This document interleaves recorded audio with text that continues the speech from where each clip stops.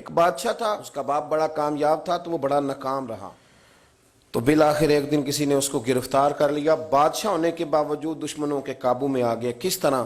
اس کے پاس بندوق تھی گولیوں سے بھری ہوئی، تو اسے اچانک ایک پرندہ نظر آیا تو اس نے ایک گولی نہیں ماری، اس نے ساری بندوق ہی خالی کر دی۔ اتنی گولیاں برسائیں، قریب وزیر تھا سمجھدار، اس نے روکا بھی، اس نے کہا بادشاہ سلامت، آپ غلط کریں گے، چپ کر، تیری جیب سے خرچ کر لوں۔ گولیاں برسائیں تو وہ بندوق خالی ہو گئی، اب پرندہ بھی نہ مرا۔ واپس نکلے تو دشمنوں نے گھیر لیا، اسلحہ پاس کوئی نہیں تھا، گرفتار ہو گیا وزیر سمیت۔ تو کہا کہ وہ تم مجھے روک کیوں رہے تھے؟ تو اس نے کہا بادشاہ میری جرت تو نہیں، لیکن وہ جو آپ جس کو گولیاں مار رہے تھے وہ پرندہ نہیں تھا، پرندے کا سایہ تھا، آپ نے سائے پہ ہی ساری بندوق خالی کر دی، سوچا سمجھے نہیں، اتنی جلد بازی کی آپ نے کہ پرندہ بھی نہیں، سایہ تھا، آپ نے گولیاں مار دی۔ اور حال یہ ہے کہ اب ہم گرفتار ہو گئے، تھوڑا اگر وقت گزارتے، توقف کرتے، تھوڑا ٹھہرتے، بڑی ساری چیزیں ٹھیک ہو جاتی۔ میرے رسول کریم صلی اللہ علیہ وسلم کی آپ کبھی چیزیں کھول کے دیکھیں، وہ عثمان بن طلحہ نے فتح مکہ کے موقع پہ کہا تھا میں آپ کو چابی نہیں دوں گا، تو حضور نے فرمایا تو نہ دے، ایک وقت آئے گا میں تجھ سے لے لوں گا۔ 10 سال گزر گئے، اللہ کے نبی تھے نا، سویرے بھی سارا کو ٹھیک ہو سکتا تھا، پر 10 سال بیت گئے، 10 سال کے بعد جب مکہ فتح ہوا تو پھر رسول کریم نے فرمایا پھر چابیوں کے بارے میں کیا خیال ہے؟ تو وقت تو دینا، آپ کو تو جلدی بڑی ہے، ہمارے نوجوانوں کو بڑی جلدی ہے۔ بچہ لے کے آتے ہیں، لوگ کہتے ہیں پیر صاحب اس کو درس نظامی پڑھانا ہے، اچھا جی ٹھیک ہے پڑھائیں، سال کتنے لگیں گے؟ 8، کہتے ہیں پورے 8؟ ہاں جی پورے 8 سال۔ تو میں کہتا ہوں 8 سال میں بھی یہ عالم نہیں بنے گا، میں صحیح کہہ رہا ہوں۔ درس نظامی جب بچہ پڑھ لیتا ہے تو اسے علم پڑھنے کا طریقہ آتا ہے، پھر ساری زندگی مطالعہ کرنا ہے، پھر ساری زندگی ریسرچ کرنی ہے، پھر کتابیں پڑھنی ہے، پھر محقق بننا ہے، ورنہ آپ کی تعلیم مکمل ہوگی لیکن آپ کے لفظوں میں کچھ بھی نہیں ہوگا۔ اس کے لیے آپ کو پڑھنا ہے، ساری زندگی سیکھنا ہے۔ اور میرے نبی پاک علیہ السلام نے جو ہمیں کہا تھا نا کہ ماں کی گود سے لے کر قبر کی گور تک، حضور اتنا لمبا پیریڈ دے دیا آپ نے پڑھنے کا۔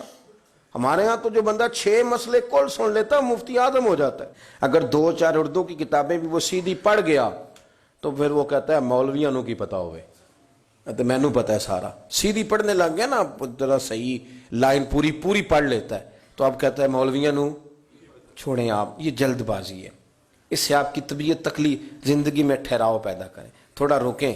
وہ میرے ابا جی کہا کرتے تھے پتر وٹا بھی کدھرے پیار ہوئے صحیح پارا ہو ہی جاندہ ہے، لیکن اگر وہ کھڑا نہ ہو، کبھی ادھر بھاگے تو پھر تو جو ساتھ وزن ہوتا ہے وہ بھی اتر جاتا ہے۔ جلد بازی نہیں کریں، بھاگے نہیں، کبھی بھی آپ بغیر اطمینان کے اپنی زندگی نہ گزاریں، سکون میں رہیں۔ آپ اس دین کے ماننے والے ہیں جو بڑا ہی میٹھا ہے، جو بڑا ٹھنڈا ہے، جس کے اندر راحت ہے، جس کے اندر سکون ہے، جس کے اندر خوبصورتی ہے۔ امام مالک رحمۃ اللہ تعالی علیہ بڑے خوبصورت آدمی تھے، تو دور دراز سے لوگ ان سے ملنے آتے تھے، دور دراز سے جو لوگ ملنے آتے تھے تو ایک درویش ان کی خدمت میں حاضر ہوا کرتے تھے، شیخ یحییٰ ان کا نام ہے، تو وہ فرماتے تھے کہ ہر بندہ سوال پوچھتا تھا تو میں چپ کر کے بیٹھ جاتا تھا۔ مجھے کسی نے کہا کہ آپ کیوں نہیں کوئی بات پوچھتے؟ تو میں نے کہا مجھے مزہ لینا ہے اپنے شیخ کا۔ کہا وہ کس طرح؟ کہنے لگے دیکھنا وہ خود پوچھیں گے کیسے آئے ہو، کہاں سے آئے ہو، کوئی بات تو نہیں کرنی۔ تو کہتے ہیں یہ تو مزہ تب آئے گا نا جب چپ کر کے بیٹھیں گے۔ کیا کہا تھا کسی نے؟ چپ کر سیں تے موتی مل سن، تے ذکر کریں تے جے پاگلا مانگو رولا پاویں، نہ موتی نہ ہیرے۔ تو ہم تو شور سے چیزوں کو جیتنا چاہتے ہیں، تو شور سے چیزیں جیتی جا سکتی، جتنی طلاقیں ہوتی ہیں جلد بازی کی وجہ سے ہوتی ہیں۔ اگر تھوڑا اطمینان ہو جائے، تھوڑا سوچیں، تھوڑا پرکھیں، آزمائش میں نہ پڑیں۔ قتل کیوں ہوتا ہے؟ غصہ بڑا تھا، میں نے اپنے ہاتھوں سے سزا دینی تھی، میں نے یہ انتظار ہی نہیں کیا کہ رب بھی تو سزائیں دیتا ہے نا، قیامت کو بھی تو عدالت لگنی ہے نا۔ تو وہ جلد بازی، تلخی ہمارے مزاجوں کی، اس نے ہمیں بڑی ساری جگہوں پہ پریشان کیا ہے۔ اس لیے حضرت ابو بکر صدیق اپنی زبان پکڑ کے کہا کرتے تھے کہ تو نے مجھے بڑی تکلیف دی ہے، کاش تو ٹھیک ہو جائے تو میرے لیے آسانیاں ہو جائیں۔